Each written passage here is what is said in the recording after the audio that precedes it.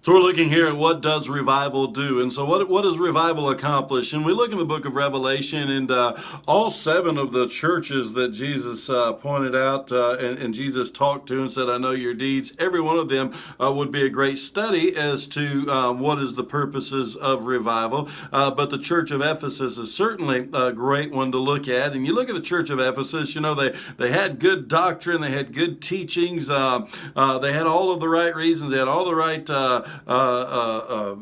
drive to go out and do all of the things that they were doing, and they tested those who called themselves apostles, and they proved that they weren't. And so from the external value of it, you look at that church, say, man, that's a church I'd love to be a part of. You know, if I was a pastor, I'm an evangelist, but if I was a pastor, I'd say, man, that's a church I'd want to be a pastor of. But Jesus said, I know your deeds. And as Jesus told them in Revelation chapter 2, he said, I know your deeds. And he told them that they left their first love. And he told them that they need to repent and get back to the deeds that they did at first. And so they were just going through motions. They were just going through deeds. They were doing the right thing. They started off because of their love for Jesus. They started off for their zeal for Jesus. But now they'd gotten to the point to where they're just going through the motions. They're just going through the deeds.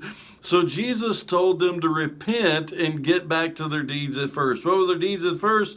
It was loving Jesus. And so that's what revival does. Revival restores within us our love for Jesus. To those who do know him, to those who don't know him, as we've already seen, it brings them from death to life. But for those who truly do know Jesus Christ as their Lord and Savior, they need to be revived as well. And their love for Jesus needs to be refreshed. It needs to be renewed. It needs to be rekindled within their lives. So would you pray?